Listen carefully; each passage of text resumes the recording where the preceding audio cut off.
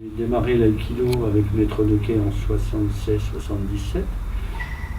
J'ai suivi que Maître Noquet jusqu'à la fin.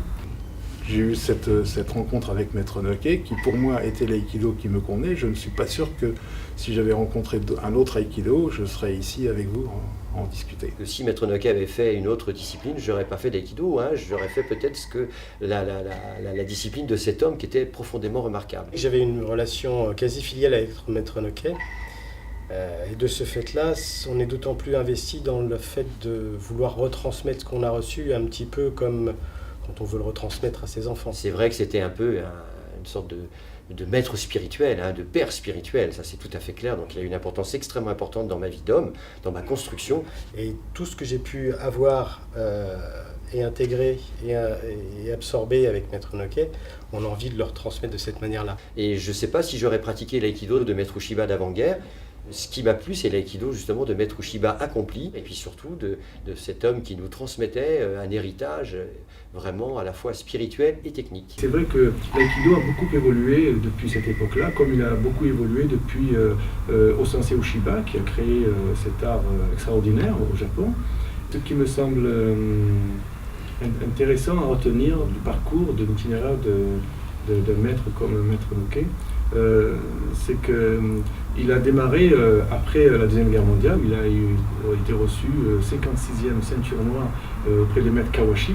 Et c'est là qu'a démarré, j'allais dire, la saga Aïkido qui nous est parvenue à ce jour.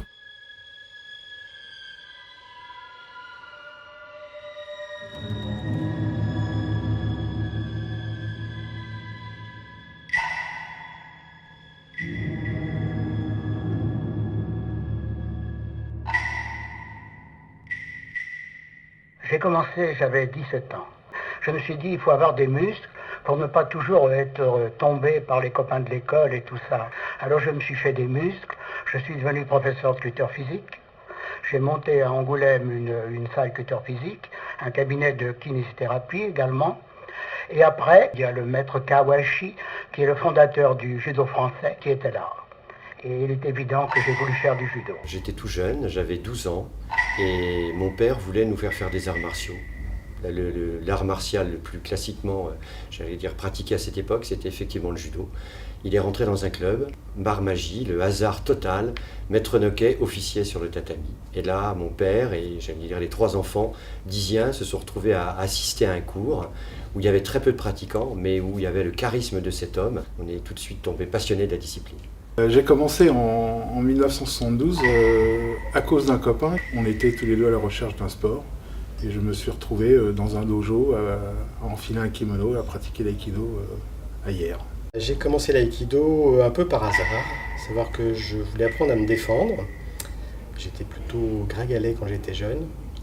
Et du jour où j'ai commencé l'aïkido, je ne me suis plus jamais posé la question de savoir si je devais être efficace ou pas, parce que j'ai pris du plaisir, surtout dans les chutes.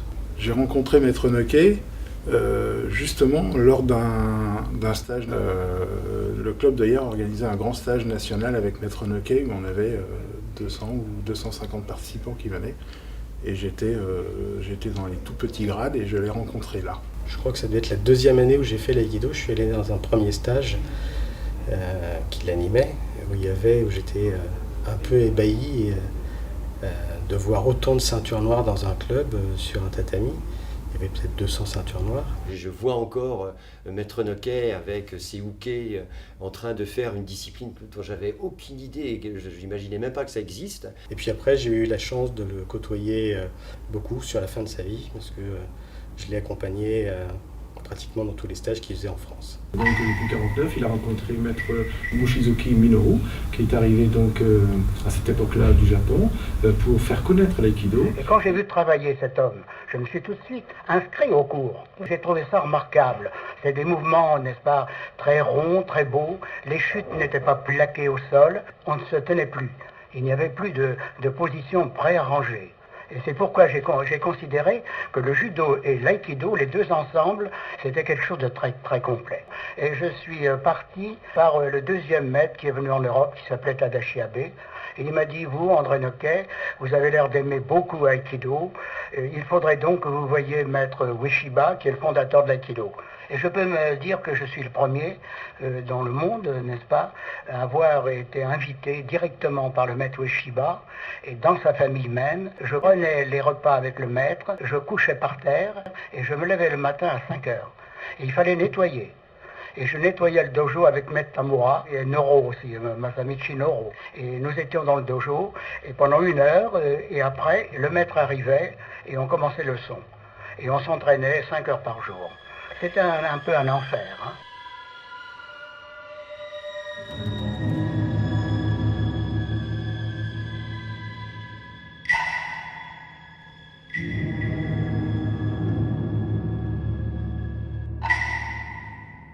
L'aïkido, c'est un art martial japonais inviolé, il n'y a pas de compétition, et c'est ce qui fait aussi sa force, sa pertinence. Et de ce fait, il propose une volonté de maîtriser sans blesser. C'est son aspect de non-violence active. Donc c'est un art martial non-violent et pacifique, et qui cherche à développer également une amitié sincère entre les hommes. Tous les arts martiaux, j'allais dire, essayent d'avoir l'efficacité la plus totale, la plus rapide et autre. L'aïkido a une spécificité quand même qui est vraiment tout à fait particulière, c'est-à-dire qu'elle a transformé des techniques guerrières qui peuvent même être violentes, qui sont de destruction, dans quelque chose, une sorte de message d'amour qui fait qu'on part de la définition que la violence ne résout pas tout et qu'on peut, j'allais dire, apporter autre chose comme réponse à la violence. On ne peut pas réduire l'aïkido à une notion de self-défense et d'autodéfense, d'attaque, de frappe et de corps à corps. On est résolument dans le fait de vouloir unifier et l'attaque et la défense, donc il ne doit pas y avoir de séparation entre les deux. C'est essayer d'être au bon endroit, au bon moment pour contrôler et diriger. Je pense qu'il ne faut pas commencer l'aïkido avec une idée de self-défense. Bien au contraire, si on travaille avec des attaques et des saisies qui sont liées à un maniement d'armes traditionnelles, ça nous oblige à faire un travail sur nous-mêmes. Et plus tard, avec l'expérience, le niveau que l'on a atteint, commencer à pouvoir travailler sur des attaques ou des saisies plus contemporaines, ce qui nous amène à un travail plus efficace et qui se rapproche du self-défense.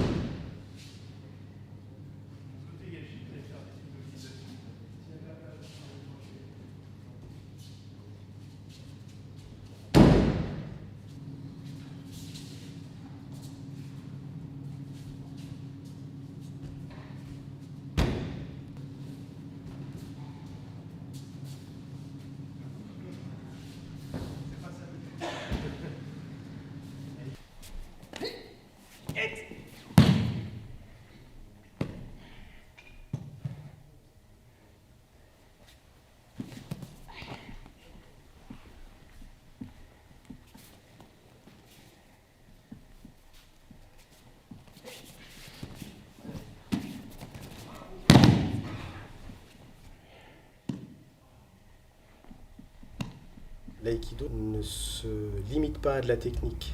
Le fait qu'il y ait do exprime le fait de vouloir avoir une voie, un chemin, une progression. Et donc on ne peut pas être limité uniquement à un élément technique.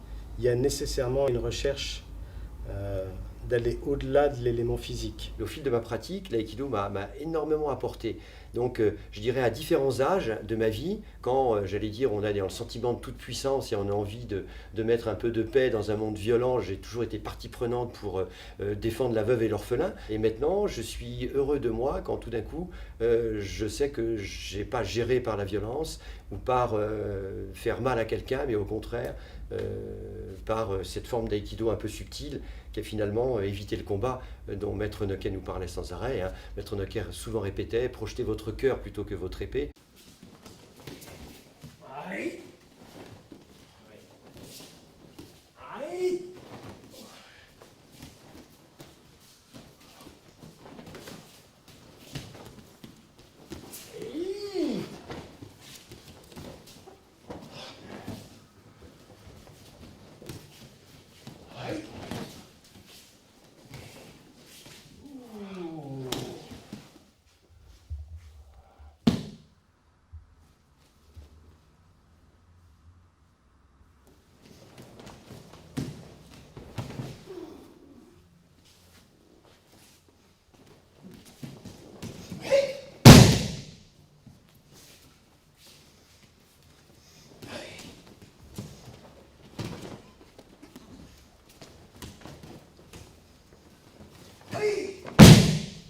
Maître Noquet, et je pense que Maître Shiba, même dans ses documents, explique que l'aïkido, s'il est dissocié d'un esprit, ça devient uniquement une discipline physique qui n'est valable que sur un laps de temps relativement court. Il faut qu'il y ait également une notion, on va dire, spirituelle.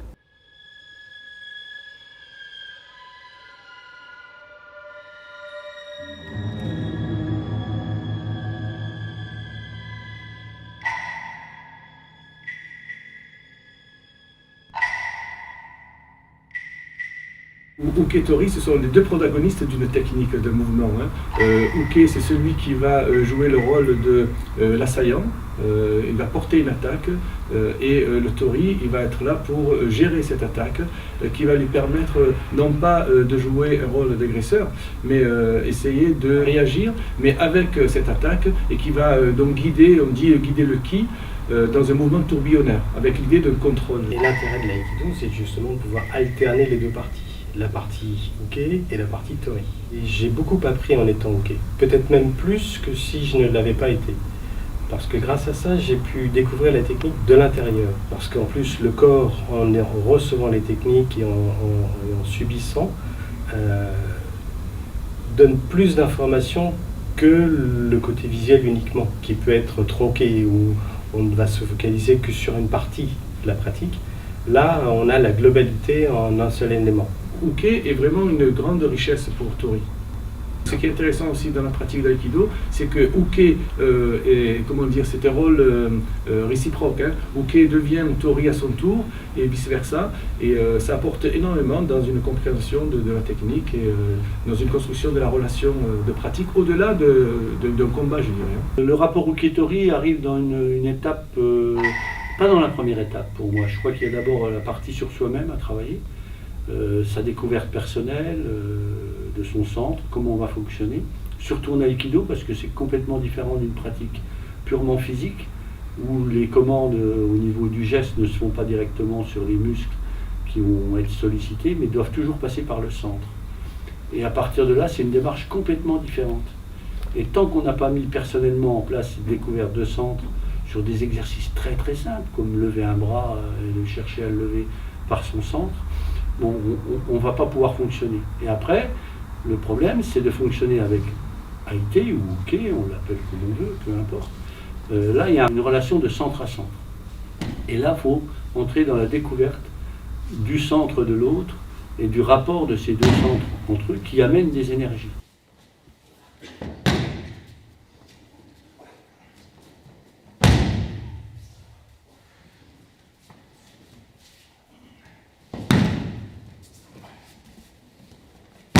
Je considère que l'homme est inscrit dans une sphère, comme le voyait Léonard de Vinci. Et quand les deux sphères s'interpénètrent, c'est le judo, parce qu'on se tient. Mais on ne se tient pas en aïkido. Et comme on ne se tient pas, eh bien les deux sphères, la mienne et celle de mon partenaire, sont tangentielles. Donc le mouvement de l'aïkido est un art de l'action tangentielle. Il y a une très belle image pour comprendre l'aïkido. Regardons une toile d'araignée. Et cette toile d'araignée, c'est un cercle. Et l'araignée se tient au centre, toujours. Et elle attend.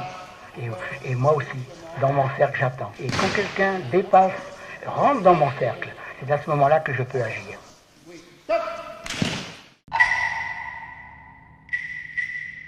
Maître Noquet insistait énormément sur les formes de corps. Ça rejoignait totalement son esprit de faire unité avec l'autre.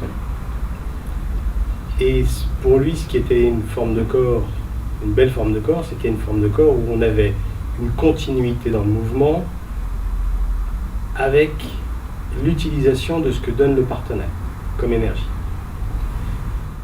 Et pour nous aider à faire, ou en tout cas nous guider sur cette voie-là, il utilisait beaucoup les Aikitaizo, qui sont des éléments posturaux et de déplacement de base fondamentaux dans notre pratique de l'aïkido. Les Aikitaizo, pour moi j'appelle ça la motricité, c'est la construction même de l'aïkido. C'est-à-dire, c'est pas la réalisation d'une technique, d'un geste qui est essentiel, c'est la manière dont on la construit. Et avec quels éléments et comment. Bon, on a une unité tous dans ce domaine-là. De la même manière que pour marcher, il faut mettre un pied devant l'autre. Dans l'aïkido, on a des règles. Et il faut essayer de les découvrir, les faire ressentir à l'autre. Et c'est un vaste, très vaste sujet.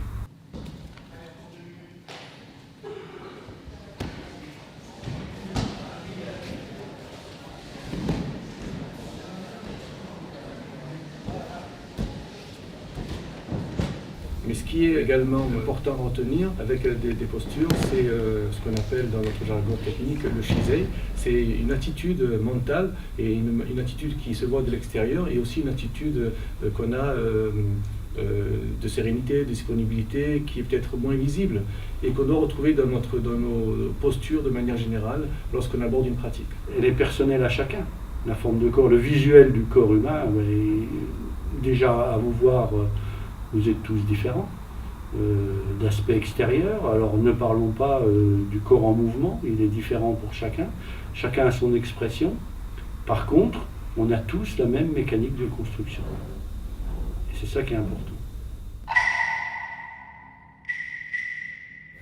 J'ai toujours beaucoup défendu le kata. Enfin, ce que nous appelons le kata, mais qui sont les 5 formes de corps préarrangés sur les émobulations de base. C'est le seul endroit où, en tout cas pour la plupart des pratiquants au départ, ils peuvent être en harmonie avec leur partenaire, ce qui n'est pas toujours facile à faire dans la pratique du quotidien, surtout sur un tatami. On découvre, on a besoin de placer ses pieds, comment savoir placer ses mains.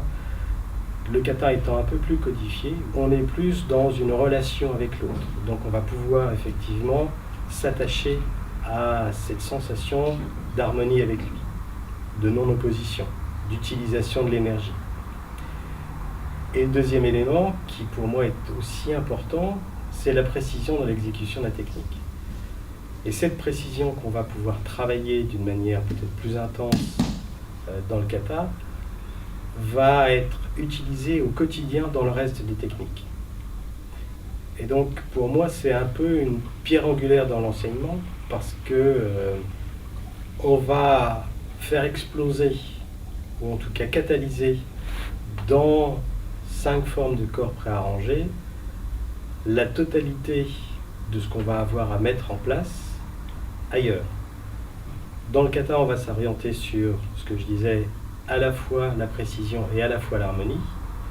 Et dans les autres techniques, on va travailler le reste, à savoir la disponibilité, l'adaptabilité, le timing, la vigilance. Et tout ce qu'on va faire dans le travail du kata va nourrir le reste de la pratique.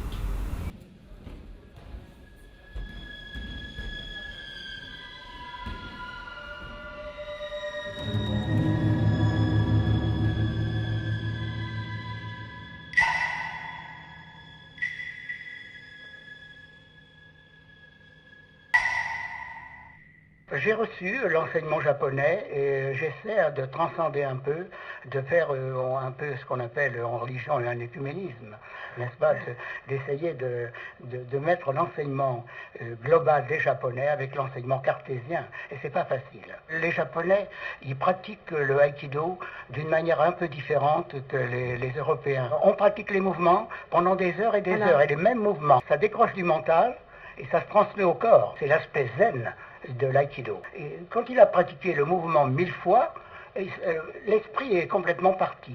C'est terminé. Et le corps prend. Tandis qu'en Europe, on montre un mouvement, les élèves pratiquent le mouvement, et puis d'un seul coup, ils veulent voir un autre mouvement. Puis après, encore un autre mouvement. Et ils n'apprennent pas grand-chose. Au début, il ne faut pas pratiquer trop la philosophie de l'aïkido. Il ne faut pas en faire une recherche spirituelle. Il faut mater le corps, il faut beaucoup pratiquer les mouvements, sans penser à cette recherche spirituelle. Il a dit, le maître Shiba, quelque chose d'étonnant. Il a dit 95% de transpiration et 5% de philosophie. Dans la pratique, ce qui est important, c'est de pratiquer dans un travail de relation, de sensation, et du coup, le corollaire direct, c'est de parler de justement cette démarche intuitive qui s'oppose à une démarche déductive.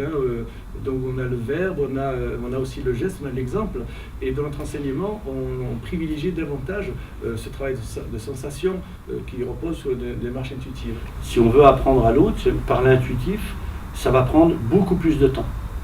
Et c'est très efficace, très efficace. Répéter, répéter, répéter, c'est très bien. Par contre, moi je me suis aperçu que en passant par des bases, je dirais, à acquérir des bases motrices très précises, on gagnait énormément de temps dans la découverte de soi-même. Je reviens toujours à la même analyse, la découverte de soi-même, ensuite avec l'autre, et après c'est là que l'intuitif va arriver.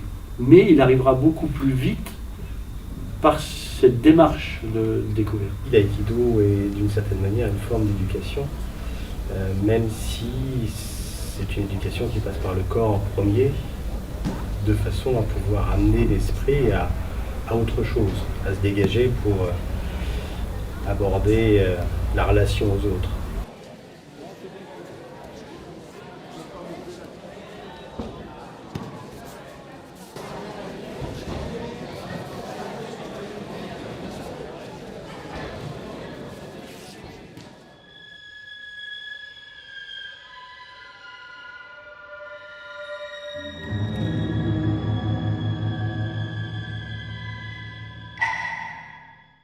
Par définition, l'aïkido, on est dans la non-opposition. Donc, on ne peut être dans la non-opposition que si on est dans l'ouverture. Ce qui ne veut pas dire pour autant être dans une situation de faiblesse ou dans une situation de subir quelque chose. L'esprit d'ouverture, il est simple, c'est l'acceptation de l'autre quel qu'il soit, avec ses différences, surtout avec ses différences par rapport à moi-même.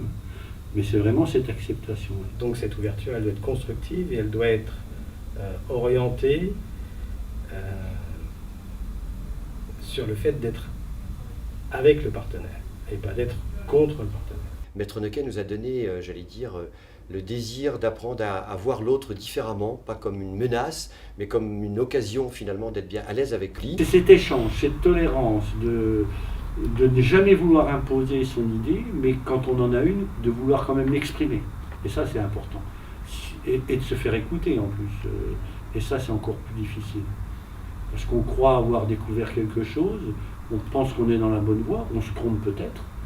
Mais bon, par l'échange, on va peut-être justement progresser et améliorer cette situation. L'enseignement du GAN est fondé sur une pratique qui doit être nourrie par la sincérité et le sens profond du respect de la personne humaine. Face à une attaque, si on prend l'image d'une sphère, il s'agit d'envelopper l'assaillant en son sein et d'extirper de son cœur, de sa tête, l'agressivité. Et ça, c'est un point fondamental dans notre pratique au GAN. Et c'est pas orienté uniquement sur la technique, c'est sur la globalité de ce que Maître Noquet nous a ramené. Il a ramené la technique, certes, mais il a ramené surtout une certaine idée de ce qu'est l'aïkido et de ce qu'est notre art martial. Pas limité à une pratique physique, mais un élément qui doit nous permettre d'être plus ouverts, plus à l'écoute de ce qui nous entoure, de façon à pouvoir faire plus l'unité. Pour moi, c'est au niveau du relationnel, essentiellement.